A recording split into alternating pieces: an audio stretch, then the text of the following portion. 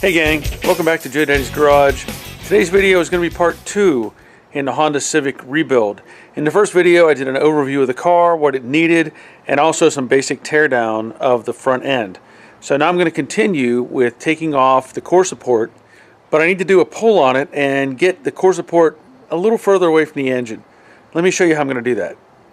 So if I was back at the body shop, I would use the frame machine that I had, and I would hook to it, get the car on the frame machine, hook to it with a hydraulic cylinder, and pull that core support away slightly.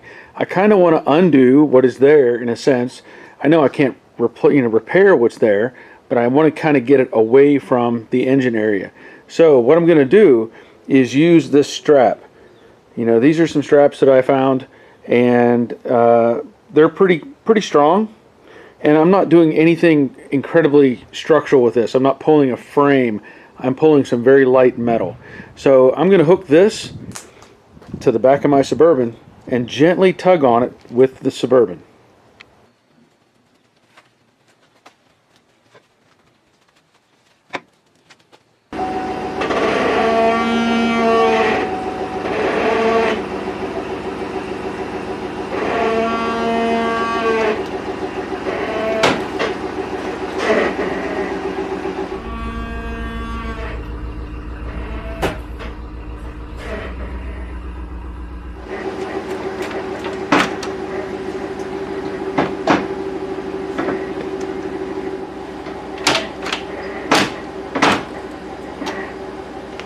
Basically just using my foot, putting some tension on that strap.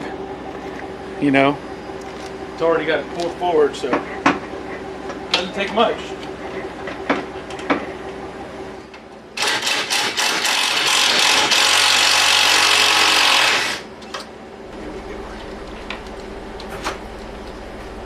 That's what I wanted right there.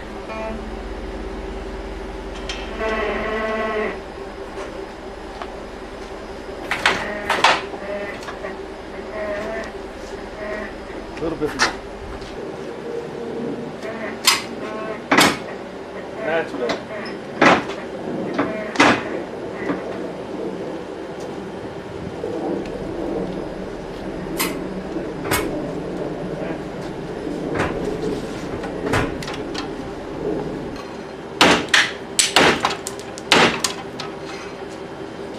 So the next step is removing what's left of the core support. Obviously I have to get the radiator out still. The condenser is going to stay connected. I'm going to try to straighten that out. But when you're doing stuff like this, look at where your pieces overlap. So like, I have this core support as an example to show me what pieces I need to remove that this will replace. So if you look at it, this is just a thin piece of metal right here, but there's a lot of metal up here, a lot of pieces. Well, all of this sits on top of this up here. So I've taken a Sharpie and I've marked where the spot welds are that I want to remove, and I will start removing pieces as I go. Once I figure out exactly which ones I need to remove, like this spot weld here and here, well, this piece is not with this. This is open, so it's going to sit in that. Just like this cup section right here, it has kind of a cup shape. That's going to sit inside of this piece. Now some of this may be a little bit out of shape. I'm going to reshape it and get it back to where it needs to be. Otherwise, there's some spot welds up here that follow these. You can see the humps. And then there'll be some on the face. This one's already broke. One there, one there. Again, those are down here. There's some down here in the bottom. And that's where these are going to be, down here. So you kind of just start removing the spot welds and get pieces out of the way, and you'll find which ones are still holding it and where you need to get to. Now what I will probably use is I use a cutoff wheel a lot of times to grind through the top of the weld just to break it loose. I want to keep as much of the parent metal as I can, and when I say parent metal I mean like the base metal, this part. I don't want to drill into that. I want to grind these welds off, try to keep this in place. I also might use a belt sander. I haven't tried that before, but I've heard good things about those. I do have one, a Baxter belt sander, so I will try that as well. So I was talking about cutting off the welds with either my cutoff wheel or the belt sander. But let me point out some other things. As you can see, I did take off the lower splash panel and the inner fender panel from the passenger side. I left it on the driver's side for now. But whenever you're taking out these type of things, this core support, one thing that's really important, and you can also see I've taken the latch out of the way, but one thing that's really important is to disconnect stuff like this. There's a ground wire connected to this. These little plastic clips, you're going to want to squeeze those and push those into the hole. What that is for, that is holding the wire bundle on the back side of this. So you might take a pair of pliers and squeeze those in. You know, you want to salvage pieces like this little plastic piece for the hood prop, the rubber bumpers for the hood. So just keep that in mind when you're doing stuff like this. This bracket right here holds the radiator in place. It looks like I may have to either replace it or straighten that one out and try to salvage it. You know, but all these little pieces matter. This one looks like it's missing over here, a little rubber bumper thing. So anyway, just keep track of all that stuff. So before I get started doing the grinding, I want to show you this. This is a tool for cutting spot welds. I think I know they sell these on Amazon, but these are super tough and super handy. You can come in and come underneath it, and sometimes you can just pop it off like that. It'll get, the metal's so thin that you could get it to come apart.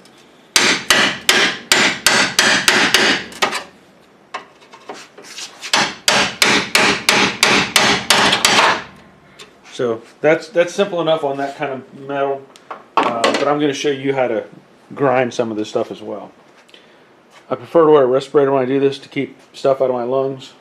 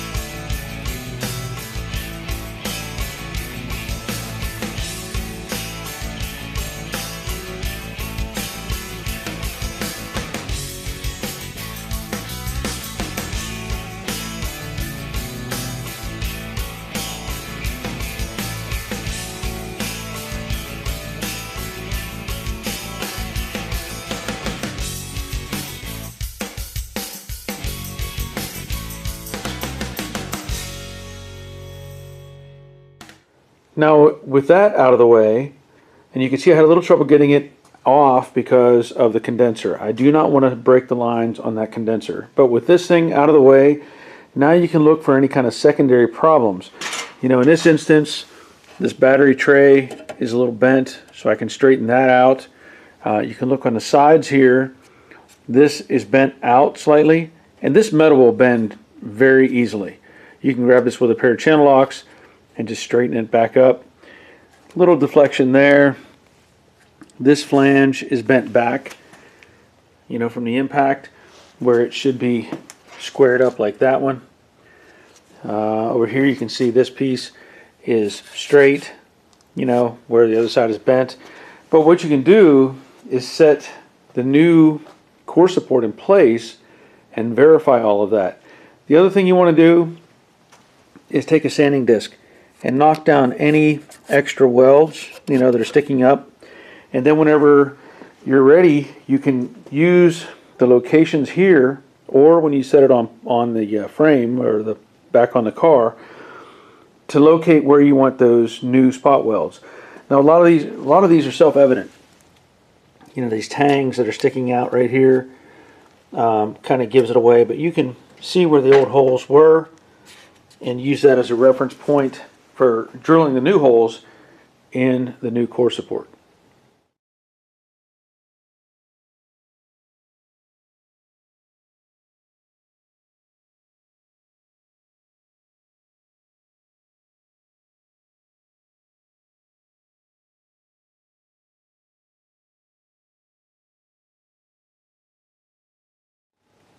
Alright, so I've blended down the welds. I did that in a time lapse. Pretty simple to do. Just take a sanding disc and sand them down. And you can see I've mocked in the new core support. It looks like it's going to fit just fine. You know, I'll have to push it back just to get it, you know, exactly where I want it. Right now it's just sitting here. But it looks like it's going to line up with all the contact points that were there. So I'm happy with that. Now, one thing I'll say, you know, this little piece right here is kind of deflected. I wasn't sure if that was meant to be that shape. I'm pretty sure it's not, but this is bent. So, you know, this proves to me that I need to straighten this out and bring it up higher into this corner. Again, this isn't pushed all the way back where it needs to be. Kind of hard to, you know, you don't want to overflex it, but looking at this side, it fits much closer into that corner. So little things like that, you know, verify the fits and the overlaps and all that, and we'll continue making progress. But that'll be the end of part 2 in this video series. Hopefully you're finding some good, useful information. Next step, besides drilling all the holes in that core support and making it fit, is I want to straighten out this AC condenser. So stay tuned for that. That should be interesting. But I plan to make that happen, and we'll see what comes after that. So that'll be it for now. Until next time, take care of yourselves. See ya.